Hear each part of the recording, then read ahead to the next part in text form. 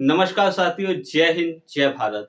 आज से हम भारतीय संविधान में संशोधन की प्रक्रियाओं के बारे में पढ़ रहे हैं और जैसा कि आपको बताया गया था कि ये जो टॉपिक है, इसको हम भारतीय संविधान का भाग 1 जो कि संघ तथा उसके राज्य क्षेत्र के बारे में बता रहा होता है, उसमें हमने कहा था कि हम इसमें 3 टॉपिकों को पढ़ेंगे। भाग 1 के अंतर्गत एक तो पढ़ेंगे भारत या संघ अथवा उसका राज्य संघ और उसका राज्य क्षेत्र। दूसरा हम पढ़ेंगे भारतीय संविधान में संशोधन की प्रक्रिया और तीसरा पढ़ रहे होंगे हम राज्य पुनर्गठन आयोग। तो आज हम इसमें दूसरा टॉपिक स्टार्ट कर रहे हैं, भारतीय संविधान में संशोधन की प्रक्रिया क्या-क्या हैं और यहाँ से महत्वपूर्ण प्रश्न जो आपकी परीक्षाओं में पूछे जाते हैं, उसके बारे में हम आपसे ज़िक्र करने वाले हैं। भारतीय संविधान में संशोधन कितने तरह से हो पाएँगे, बिल्कुल बेसिक से लेकर के टॉप तक की हम यहाँ चीज़ों को कवर कर रहे होंगे, जहाँ पर आप किसी भी लेवल का एग्ज़ाम देते हैं, श्योर शॉर्ट है कि चीज़ें आपकी परीक्षाओं में पूछी जाएँगी। बस क्लास थोड़ी लंबी रहेगी, चीज़ें बहुत ज़्यादा इसमें पढ़ानी होती हैं और लगभग अगर किसी परीक्षा में 10 से 12 प्रश्न पॉलिटी के आ रहे हैं, तो निस्संदेह कि वहाँ प्रस्तावना से 1 या 2 प्रश्न आना होता है, मौलिक अधिकारों से 2 से 3 प्रश्न रहते हैं और संविधान संशोधन प्रक्रिया से भी 1 प्रश्न रहता ही रहता है। तो बहुत ज़्यादा महत्वपूर्ण टॉपिक है ये, जिसमें हम पहले पॉइंट वाइज़ कुछ डाटा है उसको लिखेंगे और वहाँ से क्या-क्या प्रश्न पूछे जाते हैं इसके बारे में पढ़ेंगे। उसके बाद क्या-क्या संभावनाएँ भारतीय संविधान संशोधन के बारे में रह सकती हैं, इनके बारे में पढ़ेंगे तथा भारतीय संविधान के जो अधिकतर जो संविधान संशोधन हैं, उनके क्या-क्या महत्व रहा है और कब-कब सुप्रीम कोर्ट ने उन संविधान संशोधनों को खारिज किया है और फिर जो सुप्रीम कोर्ट उच्च न्यायालय के सर्वोच्च न्यायालय के जो भी निर्णय रहे हैं, उन निर्णयों को प्रभावहीन करने के लिए किस प्रकार संविधान में संशोधन संसद करती रही है, इन सारी चीज़ों के बारे में हम यहाँ पढ़ने वाले हैं। आइए तो नंबर 1 के बारे में पढ़ते हैं, संविधान संशोधन की प्रक्रिया।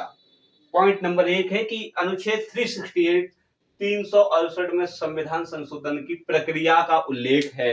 सबसे महत्वपूर्ण जो प्रश्न यहाँ से बनता है वो यही है कि संविधान में संशोधन की प्रक्रिया का उल्लेख कहाँ पर है? तो अनुच्छेद 368 में संविधान संशोधन की प्रक्रिया का उल्लेख है।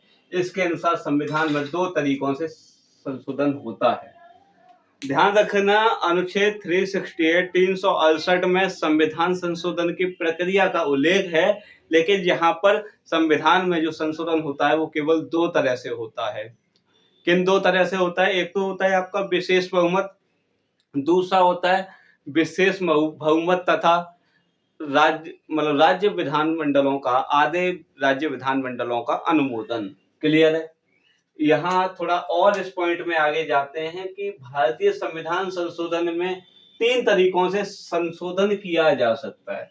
देखिए बात को समझना, अनुच्छेद 368 के तहत संविधान में 2 तरीकों से संशोधन होता है, लेकिन पूरे संविधान में देखें तो हम 3 तरह से संविधान संशोधन कर रहे होते हैं, साधारण बहुमत, विशेष बहुमत तथा आधे राज्यों का अनुमोदन। ठीक है, संविधान संशोधन में 3 तरीकों से संशोधन किया जाता है जो निम्न प्रकार है, सामान्य बहुमत से, विशेष बहुमत तथा आधे राज्यों के विधानमंडल के अनुमोदन से। महत्वपूर्ण ये है कि विशेष बहुमत क्या होते हैं, इसके बारे में विस्तार से हम पढ़ने वाले हैं, लेकिन फिलहाल एक फैक्ट रूप में याद रखिएगा कि विशेष बहुमत सदन की कुल सदस्य संख्या का बहुमत तथा उपस्थित एवं मतदान करने वालों का 2/3 बहुमत, 2/3 बहुमत। विशेष बहुमत क्या होता है? सदन की कुल सदस्य संख्या का बहुमत तथा उपस्थित एवं मतदान करने वालों का बहुमत। क्लियर है? दूसरा देखिएगा, इस बात को याद रखिएगा कि संविधान में जो संशोधन है वो 3 तरह से किया जाता है, ये मैं नहीं कह रहा हूँ। ये संविधान सभा में 17 सितंबर 1949 संविधान सभा में 17 सितंबर 1949 को डॉक्टर बी आर अम्बेडकर साहब ने स्पष्ट कहा था कि संविधान में 3 प्रकार के उपबंधों का जिक्र किया गया है। इस हिसाब से संविधान में संशोधन भी 3 तरह से किया जाएगा। यानी कि संविधान में संशोधन 3 तरह से होता है। इस बात का जिक्र कहाँ है? तो इस बात का जिक्र संविधान सभा में मिलता है और जिस पर पर्याप्त बहस हुई और वहाँ जो रिजल्ट था वो ये था कि 17 सितंबर 1949 को डॉक्टर भीमराव अंबेडकर ने संविधान संशोधन को 3 तरीके बताए थे। ये बात क्लियर है? देखो यहाँ एक पिन पॉइंट आप ने नहीं पूछा है और याद रखना, यहाँ आधे राज्यों के विधानमंडल का अनुमोदन है। परीक्षाओं में लिहाजा बहुत ज्यादा ऐसे घुमावदार चीजें पूछ ली जाती हैं जो हमें समझ में ही नहीं आता कि किस ऑप्शन में गलत है या किस ऑप्शन में गलती दी हुई है। वो क्या है कि विशेष बहुमत क्या है? तो विशेष बहुमत होता है सदन की कुल सदस्य संख्या का बहुमत तथा उपस्थित एवं मतदान करने वालों का बहुमत। अच्छा, विशेष बहुमत क्या है? वो तो यही आ गया कि सदन की कुल सदस्य संख्या का बहुमत तथा उपस्थित एवं मतदान करने वालों का 2/3 बहुमत। लेकिन यहाँ क्या लिखा है? आधे राज्यों के विधानमंडल के अनुमोदन से। यहाँ आधे राज्य है। अक्सर अक्सर जो ऑप्शन आते हैं परीक्षाओं में वहां लिख दिया जाता है कि आधे से अधिक राज्यों के विधानमंडल का अनुमोदन। आधे से अधिक राज्यों के विधानमंडल का अनुमोदन, ऐसी शब्दावली वहां ऑप्शन में दे दी जाती है जो कि पूरी तरह गलत है, क्योंकि अनुच्छेद 368 में क्लियर लिखा है कि विशेष बहुमत तथा आधे राज्यों के विधानमंडल से अनुमोदन। या विधानमंडल को भी देख लेते हैं। विधानमंडल का मतलब यहाँ विधानसभा और विधान परिषद से भी है, अर्थात जिन राज्यों में विधान परिषद है तो वहां की विधानसभा और विधान परिषद दोनों से ही अनुमोदन आवश्यक होता है। क्लियर? आइए और आगे चलते हैं हम। यहाँ संविधान संशोधन से क्या आशय है? संविधान में अगर संशोधन होता है तो उसके क्या मायने हैं? तो याद रखिएगा, संविधान संशोधन में जोड़ना, हटाना और परिवर्तन करना तीनों शामिल हैं। यानी कि आप किसी संविधान संशोधन में कुछ नया जोड़ रहे हैं, कुछ नए अनुच्छेद को जोड़ रहे हैं, कुछ धारा नहीं जोड़ रहे हैं। हटाना, आपने ऐसे संपत्ति का अधिकार हटा दिया, हटा रहे हैं। दूसरा, परिवर्तन करना, आप संविधान के किसी भी संशोधन मतलब किसी भी अनुच्छेद या किसी भी धारा में यदि कुछ परिवर्तन कर रहे हैं, एक मात्रा का करो, शब्द का करो, कॉमा का करो, कुछ भी करो, तो ये सब क्या है? संविधान संशोधन में जोड़ा जाता है। यानी कि संविधान संशोधन में जोड़ना, हटाना, परिवर्तन करना तीनों शामिल हैं। अब यहाँ प्रश्न ये आता है कि संविधान में संशोधन करने की शक्ति किसके पास है? क्या राष्ट्रपति के पास है, क्या सर्वोच्च न्यायालय के पास है, क्या जनता के पास है, या फिर कह सकते हैं कि संसद के पास है? तो याद रखिएगा, संविधान में संशोधन करने की शक्ति संसद में निहित है। ये मैं नहीं कह रहा हूँ, याद रखना, संविधान में संशोधन करने की शक्ति संसद में निहित है। ये मैं नहीं कह रहा हूँ, ये हमारे भारतीय संविधान का अनुच्छेद 368 कहता है। इस बात को फिर याद रखिएगा कि संविधान में संशोधन करने की शक्ति संसद में निहित है। अनुच्छेद 368 में इस बात का स्पष्ट उल्लेख है। अब यहाँ हम देखें कि अगर मान लो संविधान संशोधन कोई भी विधेयक है, देखो कोई भी जब राज्य संसद में या किसी भी संसद के सदस्य में जब कोई चीज रखी जाती है तो वो विधेयक कहलाती है, और जब वो स्वीकार कर ली जाती है, राष्ट्रपति उस पर अपने हस्ताक्षर कर देते हैं, तो उसको हम अधिनियम कहते हैं। स्टार्टिंग की जो अवस्था होती है, किसी भी संवैधानिक संशोधन की या किसी भी अन्य विधि की जो प्रारंभिक अवस्था होती है, उसको हम मतलब भारतीय संविधान की भाषा में विधेयक कहते हैं। तो याद रखना कि संविधान संशोधन हेतु संसद के किसी भी सदन, संसद के 2 सदन होते हैं, लोकसभा और राज्यसभा। संविधान संशोधन हेतु संसद के किसी भी सदन में विधेयक लाया जा सकता है। विधेयक किसी भी सदन में ले आइए, चाहे आप लोकसभा में ले आओ या राज्यसभा में। संविधान संशोधन हेतु संसद के किसी भी सदन में विधेयक लाया जा सकता है। इस संदर्भ में दोनों सदनों को समान शक्तियां प्राप्त है। किस संदर्भ में? तो संविधान में क्या संशोधन होंगे, इस संदर्भ में दोनों सदनों को समान शक्तियां प्राप्त हैं, लोकसभा को भी, राज्यसभा को भी।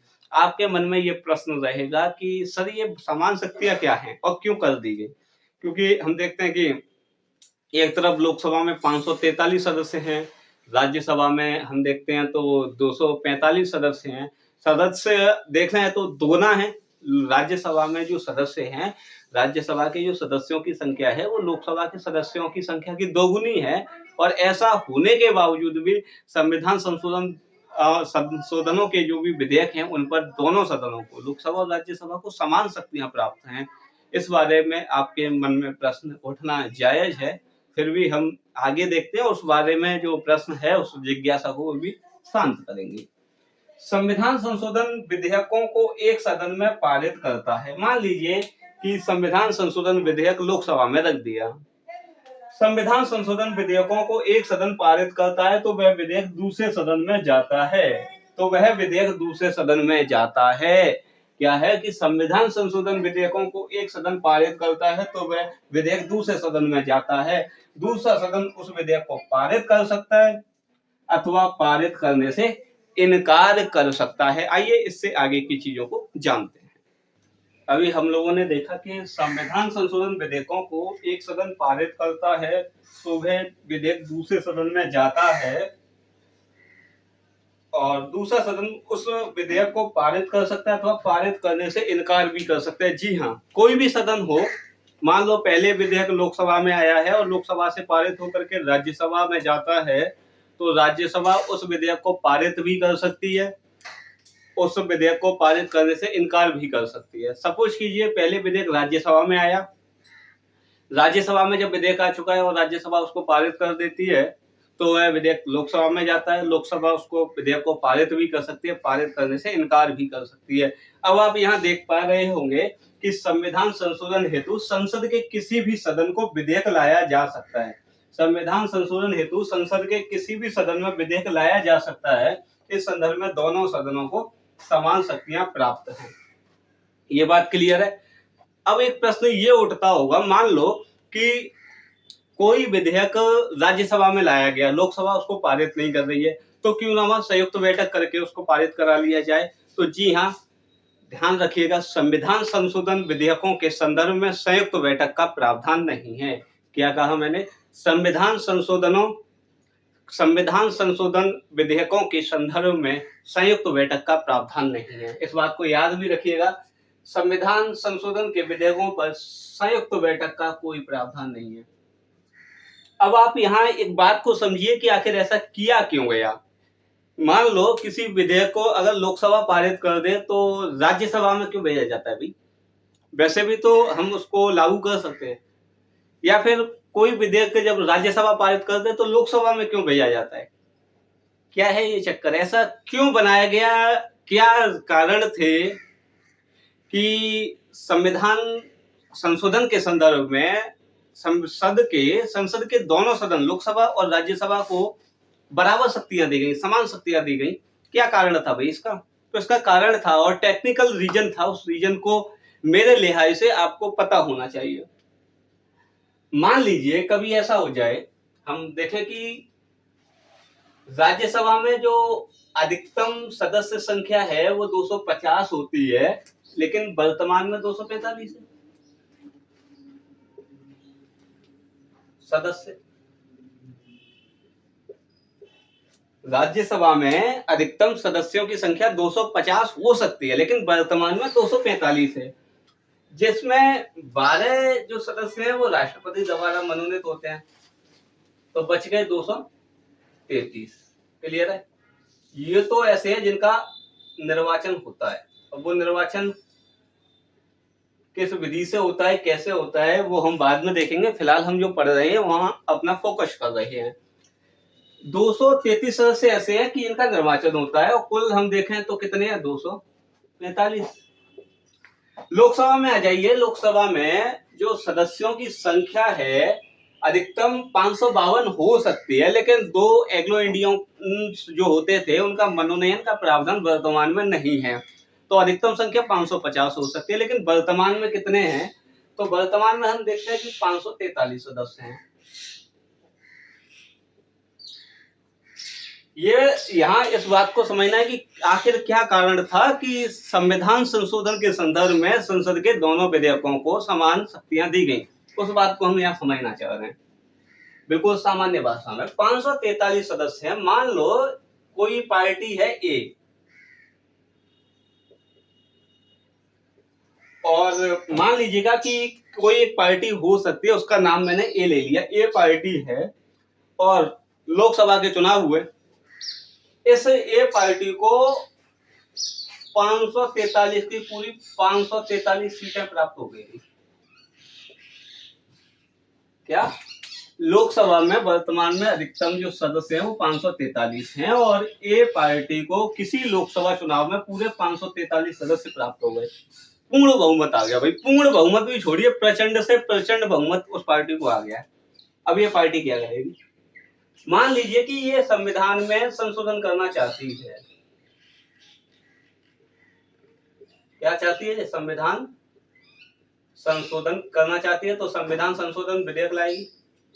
अब ये जाहिर सी बात है कि जो विधेयक लाया जाएगा, क्योंकि पार्टी में सर्वोच्चता है, तो ऐसा मान लीजिए कि वो लोकसभा में ले आई। किसमें ले आई? लोकसभा में। कहाँ लाया गया विधेयक? लोकसभा में। अब चूंकि 543 के 543 सदस्य इसी के हैं, तो सबने इसको मत भी दे दिया। अब क्या होगा भाई? वो विधेयक कहाँ जाएगा? राज्यसभा में जाएगा ना। लेकिन राज्यसभा में तो इस पार्टी का बहुमत है नहीं। मान लो वहां और भी पार्टियां होंगी, तो राज्यसभा इस संविधान संशोधन के विधेयक को पारित नहीं कर पाए, इसलिए दोनों सदनों को बराबर शक्तियां दी गई। क्लियर है? वरना कोई भी दल आता, प्रचंड बहुमत होता, सदस्य उसके ज्यादा होते, तो वो क्या करता? वहां पर अपने हिसाब से संविधान में संशोधन करता रहता। क्लियर है? इस चीज को रोकने के लिए संविधान संशोधन विधेयकों पर दोनों सदनों को शक्तियां, समान शक्तियां दी गई। भाई इसका प्रचंड बहुमत है मान लीजिए लोकसभा में, लेकिन वो विधेयक राज्यसभा में जाएगा और राज्यसभा में वो पारित नहीं हो पाए। क्लियर है? अच्छा, संयुक्त बैठक क्यों नहीं की गई? भाई संयुक्त बैठक होती तो मान लो इसके 245 और इसके आते 543, टोटल सदस्य कितने हो जाते? 788।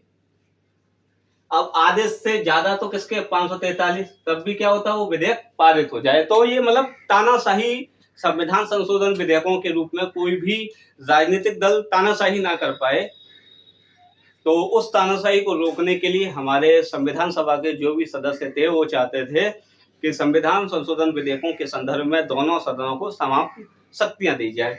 दो प्रश्न हैं, उन दोनों प्रश्नों को समझने की कोशिश करना। आजकल ऐसे प्रश्न परीक्षाओं में ज्यादा आने लगे हैं।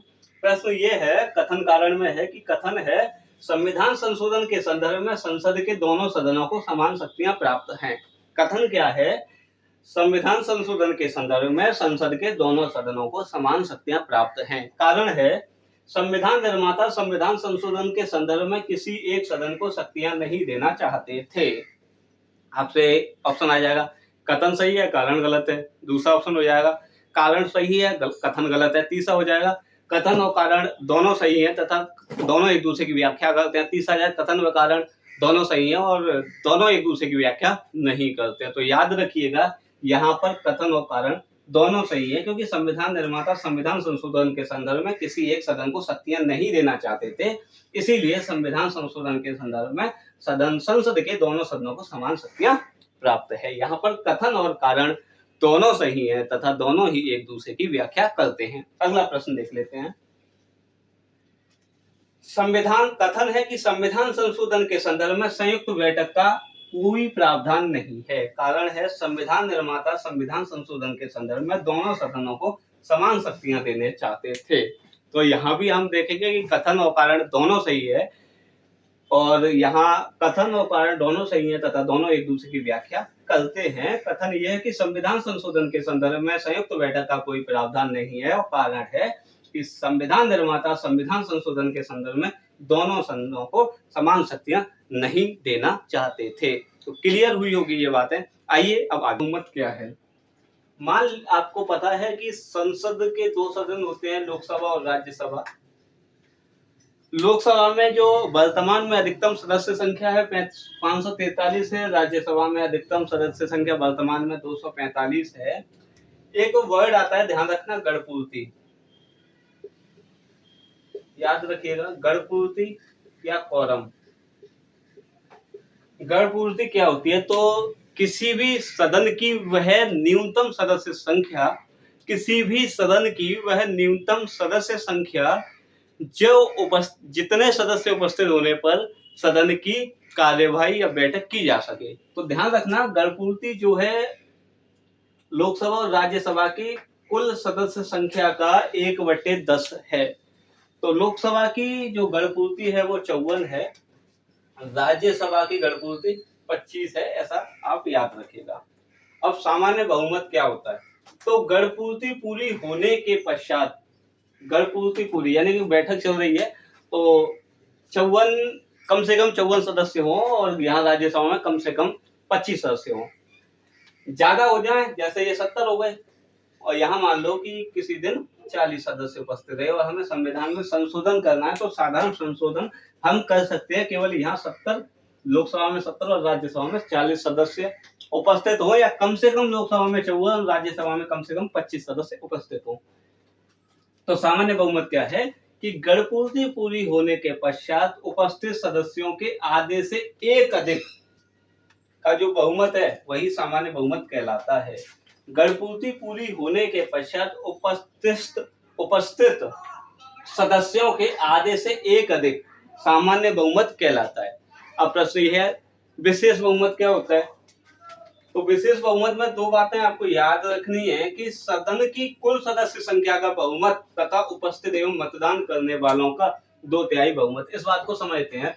एग्जाम्पल राज्यसभा से लिया है। राज्यसभा देखिएगा, यहाँ राज्यसभा का देखिए सदन की कुल सदस्य संख्या का बहुमत, तो ये क्या होता है? सदस्य की कुल सदस्य संख्या का बहुमत यानी कि आधे से एक ज्यादा। तो 245 सदस्य हैं कुल, उसमें 2 + 1 कर देंगे तो 245/2 + 1। इस तरह हम देखेंगे कि जो राज्यसभा का कुल सदस्य संख्या का जो बहुमत है वो 123 सदस्य आ रहा होता है। दूसरी बात है उपस्थित एवं मतदान करने वालों का बहुमत। मान लीजिएगा उपस्थित थे किसी विशेष दिन 240 सदस्य और मतदान किया मान लीजिएगा 222 सदस्यों ने, ठीक है, तो उपस्थित एवं मतदान करने वालों का 2/3 बहुमत। तो मतदान करने वालों का बहुमत हम देखेंगे 222/2, तो ये आएगा 148 सदस्य। अब यहाँ इस बात को क्लियर समझ लीजिएगा कि उपस्थित, मान लीजिएगा कोई सदन है राज्यसभा जिसमें बैठक चल रही है, तो 200, जब वो बैठक में वाद विवाद चल रहा है, पूरा चर्चा चल रही है किसी विधेयक पर, तो पूरे 240 सदस्य उपस्थित हैं। लेकिन जब वोट की बारी आई तो 222 सदस्य हैं, बाकी के कहाँ गए? तो बाकी के बाहर निकल गए सदन से। और ऐसा कई बार हो जाता है कि किसी भी विधेयक के पक्ष में वोट नहीं देना चाह रहे। मान लो ए पार्टी विधेयक लेके आ रही है और बी पार्टी विरोध में, तो बी पार्टी के सदस्य क्या करेंगे कि पक्ष में वोट अच्छा है लेकिन पक्ष में वोट डालना नहीं चाह रहे क्योंकि हमारी खुद की पार्टी नाराज हो जाएगी, और विपक्ष में वोट डालें तो सामने वाला नाराज हो जाएगा। तो दोनों को मतलब सामंजस्य बिठाने के लिए वो बॉयकॉट कर देते हैं और वहां वोट नहीं कर रहे होते हैं। तो ध्यान रखिएगा कि उपस्थित एवं मतदान करने वालों का बहुमत तो हम देखते हैं 148 आ रहा है। अब यहाँ क्या है, कई बार क्या हुआ कि 148 यानी कि और 123। अब होता क्या है कि जैसे कोई एक विधेयक है जहां पर उपस्थित सदस्य कितने थे? 240, मतदान कर रहे थे 222, और जो निकला वो 2/3 करके, तो कितना है? 148 सदस्य। 148 सदस्य आने का ये क्लियर कट मतलब है कि उस विधेयक के पक्ष में 148 मत होने चाहिए।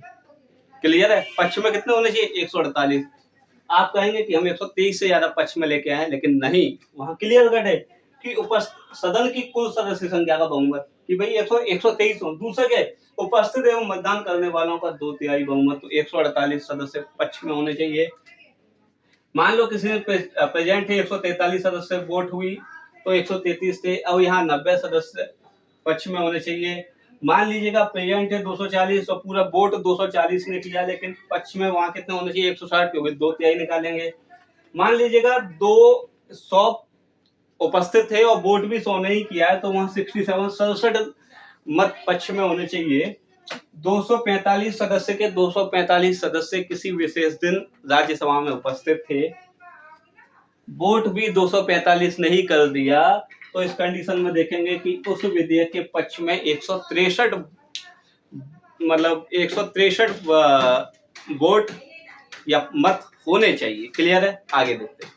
अब हम देखते हैं आधे राज्यों के विधानमंडल के अनुमोदन के संदर्भ में कौन कौन शामिल है। तो याद रखिएगा, आधे राज्यों के विधानमंडल के अनुमोदन के संदर्भ में दिल्ली व पुडुचेरी भी शामिल हैं। दिल्ली व पुडुचेरी, हम यहाँ आगे ये भी चर्चा करने वाले हैं कि दिल्ली व पुडुचेरी जो कि केंद्र शासित प्रदेश है, लेकिन फिर भी वहां पर विधानसभा है और उस विधानसभा को राज्य विधानमंडल में अनुमोदन करने के संदर्भ में भी शक्ति प्राप्त है। तो अभी फिलहाल जम्मू कश्मीर में हम देखते हैं, जो केंद्र शासित प्रदेश है जम्मू कश्मीर में भी परिसीमन गठित हो चुका है और वहां भी विधानसभाओं की सीट निश्चित की जा सकी है, लेकिन वहां भी चुनाव नहीं हुआ है। क्या याद रखिएगा, तो वह भी इसमें शामिल कर लिया जाएगा। क्लियर है? तो वर्तमान में देखें तो 28 राज्य और 2 केंद्र शासित प्रदेश दिल्ली व पुडुचेरी, तो 30 राज्य हो जाते हैं।